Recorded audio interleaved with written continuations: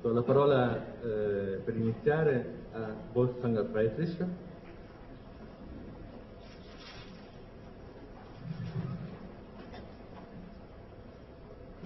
Thank you so much. Well, there are two very concrete questions. I'm going to try to be less specific, particularly in the beginning. Let me first and foremost start out by congratulating the filmmakers, the makers of this documentary, which in a way really, although shown at the beginning, sums up what we are here to discuss today.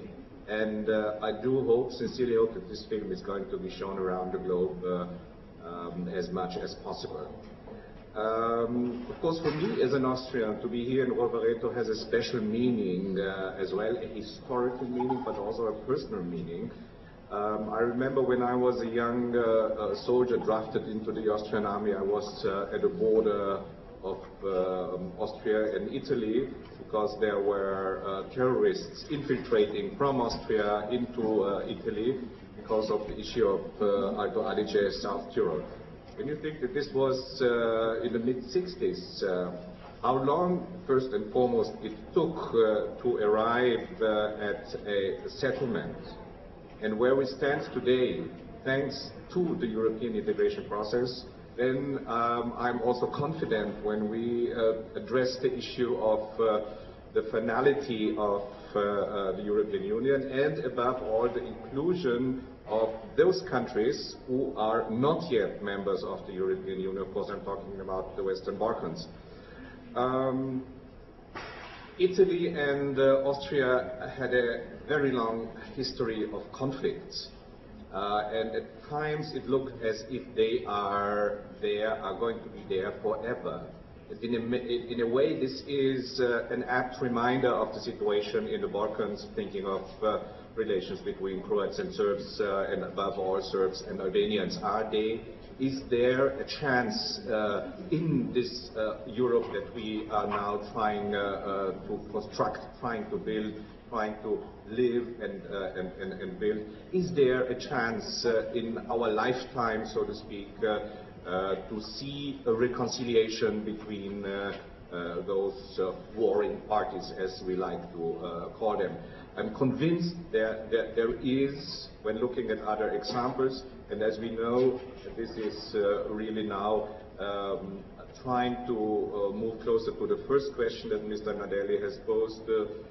Which memory do we have in Europe, European memory, so to speak? First of all, I think we need to distinguish between a European memory and a memory of the European Union.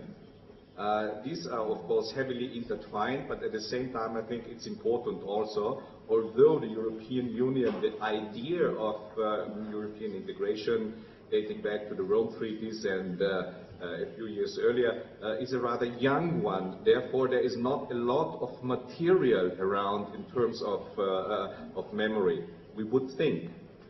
But clearly there is a lot already around. And I'm not just thinking of the negative memory, so to speak, how Europe failed in the early 1990s to tackle the Balkans issue. Is again something which we have been treating here over the past couple of hours.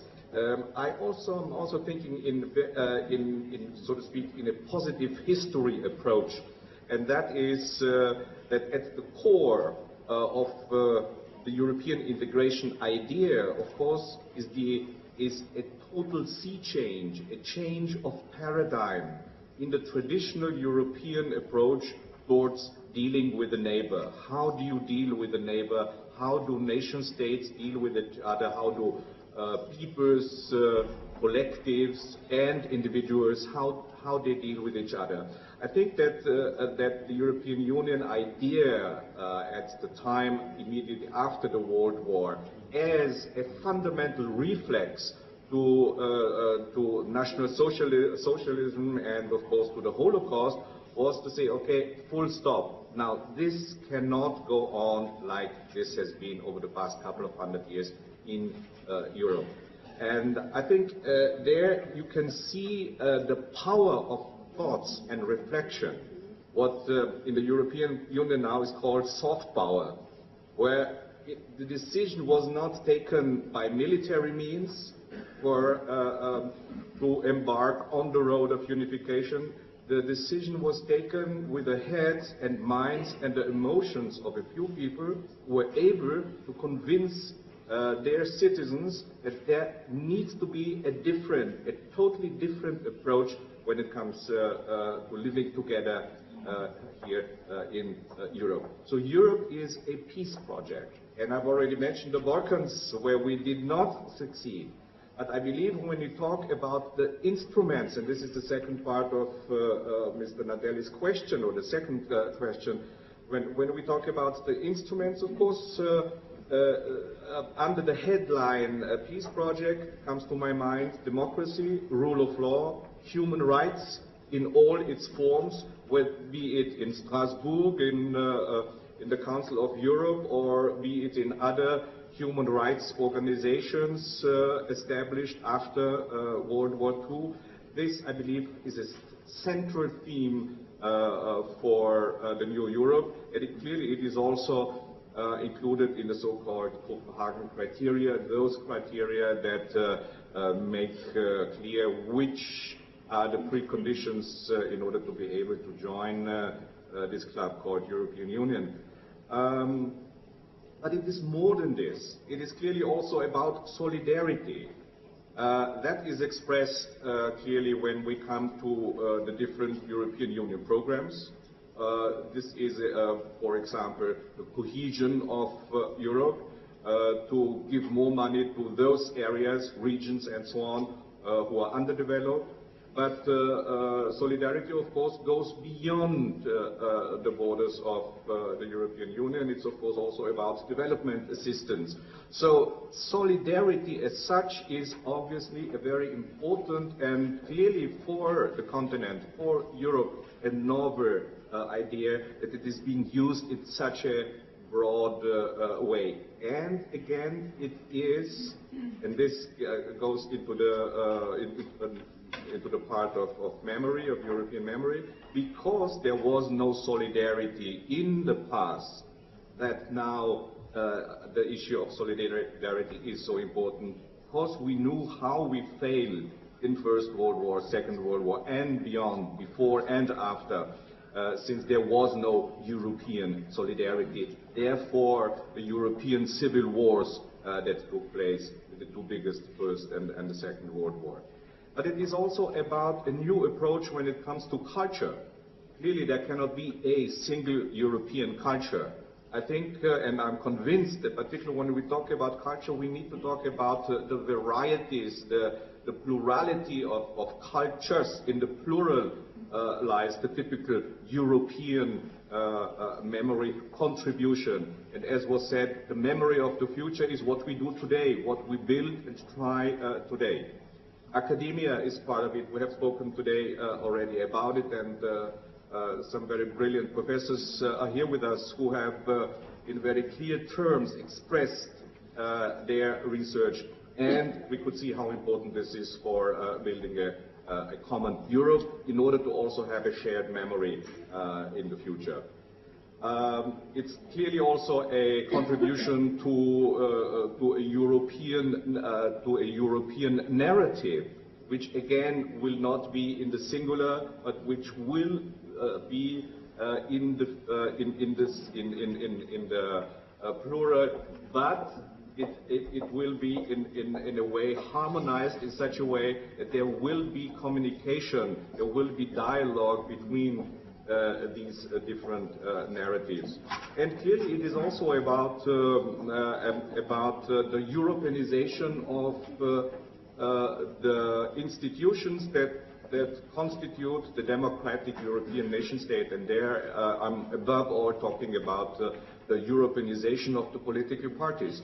I'm convinced that there is an absolute necessity for Europe-wide political parties in order to come up with a European public consciousness, in order to be able to transport issues that are of true European relevance and value also. Now, let me now say just one last word about the reality in the European Union, the rather pragmatic reality that exists, which clearly does not always correspond with what I've just said. Many of the issues that I touched upon are part more of the memory of the future, but there is a reality which exists today. And this is again, we have a European flag, we have a European hymn, and I just spoke to Mr. Prodi, and he rightly so mentioned that it was not in our last treaty, the Lisbon Treaty, these two symbolic elements were not included into this treaty. And this clearly is a signal that there is a certain renationalization taking place in the European minds. I think that is also due in part to the fact that we have at least two different memories in Europe, an Eastern European and a Western European. These are the consequences of the Cold War. These are the consequences of the social, political, economic developments that took place over such a long period of time. And again, coming back to Yugoslavia, I think it is very important to study. In a way, this Yugoslavia was a laboratory of the past now. And for historians, for political scientists, for many who think about the future, it is also a laboratory, the research done there, a laboratory for the common European future. Now, I have referred to the common European symbols, indicating also that there are always ups and downs when it comes to ever more integration. Right now, there is a step, but it is not as far as we would like to see. Those, at least, who are engaged in this European project. But you also have Schengen, and Schengen again is a very interesting example of the double-headedness, so to speak, of European integration. On the one hand, it signals openness and inclusiveness to the inside. Those who are in the European Union, of course, are much freer than they ever were in order to be able to travel. But at the same time, this Schengen Accord also establishes new borders and new walls. And as long as this European Union project is not finished, I do believe we need to be particularly sensitive to these issues. It was already mentioned here that the visa regime, there are many, many possibilities to do something about it. It is absolutely necessary. It is actually a shame how we exclude people from this Europe. Of course, the borders inside are down, but to the outside, I have a feeling it is really more up than down. Let me just now mention still what really signifies the European Union right now, what is really, so to speak, literally the hands of everybody, and that is the euro. It is the money, and this is not only a positive message that I'm giving, but I think it is food for thought to reflect on the issue that in many ways the European project, although it started out as an idealistic idea, so to speak, project, it is successful in areas where it is important, but it clearly also signifies that we cannot stop here, that this is a project still very much in the making. Thank you so much.